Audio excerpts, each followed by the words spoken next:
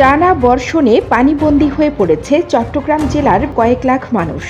অতিবর্ষণে ক্ষতিগ্রস্ত হয়েছে হাজার হাজার ঘরবাড়ি, তলিয়ে গেছে ফসলের ক্ষেত, চিংড়ি ঘের ও পুকুর।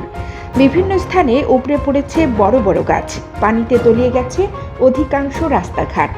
এতে দুর্ভোগে পড়েছে সাধারণ মানুষ।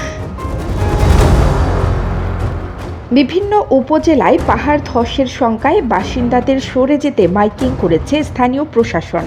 বৃষ্টি অব্যাহত থাকলে পরিস্থিতির আরও অবনতি হতে পারে বলে আশঙ্কা করছেন জেলা প্রশাসনের কর্মকর্তারা। চাঁদগাঁও থানা ভবনের নিচতলা পানির নিচে, জেলা পুলিশ লাইনেও পানি প্রবেশ করেছে। এখানে নৌকায় যাতায়াত করতে দেখা গেছে বাসিন্দাদের। শিক্ষা প্রতিষ্ঠান, অলিগলি, মার্কেট, কাঁচা বাজার, দোকানপাট সব পানির নিচে।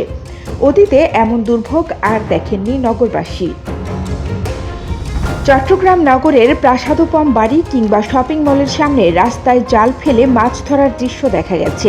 বিভিন্ন আবাসিক এলাকার বাড়ির ভেতরে কোমর থেকে বুক পানিতে অবস্থান করে অবর্ণনীয় কষ্ট সহ্য করতে হচ্ছে হাজার হাজার পরিবারকে। এই অতি বর্ষণে শ্রমজীবী ও কর্মজীবী মানুষের সবচেয়ে বেশি কষ্ট।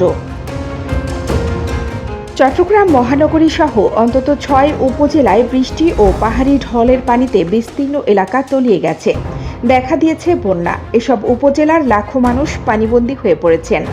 রাস্তাঘাট, ক্ষেতের ফসল, পুকুর, মাছের ঘের ডুবে গেছে। বৃষ্টি অব্যাহত থাকলে পরিস্থিতি আরও অবনতি হতে পারে বলে আশঙ্কা করছেন জেলা প্রশাসন ও আবহাওয়া অধিদপ্তরের কর্মকর্তারা। হাটহাজারী উপজেলার ৪০টি গ্রামের প্রায় ২ লক্ষাধিক লোক পানিবন্দী হয়ে পড়েছে। নিচু এলাকার বন্যা পরিস্থিতি ক্রমে অবনতি হচ্ছে। দক্ষিণ হাটহাজারীর শিকারপুর, বুড়িশচর এলাকার কৃষ্ণখালী, কুয়াইশ খাল দীর্ঘদিন সংস্কার ও খনন না করায় এই ২ ইউনিয়নের গ্রামীণ সড়ক এবং রাস্তাঘাট এমনকি বসতঘর পানিতে তলিয়ে গেছে। রাউজান উপজেলার উরকিরচর, পশ্চিম গুজরা, নোয়াপাড়া, বাগোয়ান, পূর্ব গুজরা, বিনাজুরি ইউনিয়নের রাস্তাঘাটের ওপর দিয়ে তীব্র স্রোতে পানি প্রবাহিত হচ্ছে। কোনো কোনো রাস্তায় হাঁটু থেকে কোমর পানিতে তলিয়ে গেছে।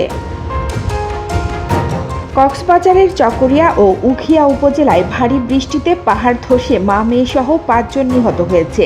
এর মধ্যে টমটমের ব্যাটারি চার্জ দিতে গিয়ে বিদ্যুৎস্পৃষ্টে ১ জন মারা গেছেন। এদিকে বনরূপা পাড়া, আর্মি পাড়া, ফায়ার সার্ভিস ভবন, জজকোর্ট ও প্রকৌশলী ভবন, জেলা প্রশাসক বাসভবনের সামনে এবং জেলা নির্বাচন office, collector school and college এবং ডিসি কোর্ট অফিস সহ শহরে অধিকাংশের রাস্তাঘাট, বিভিন্ন সরকারি বেসরকারি কার্যালয়, অফিস এবং ঘরবাড়ি নিচের তলা পানির নিচে তলিয়ে গেছে।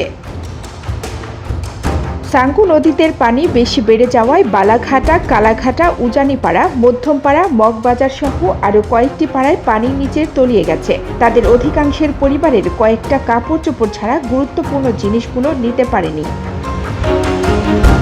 কানিস ফাতেমা, নিপা, খবর, সংযোগ।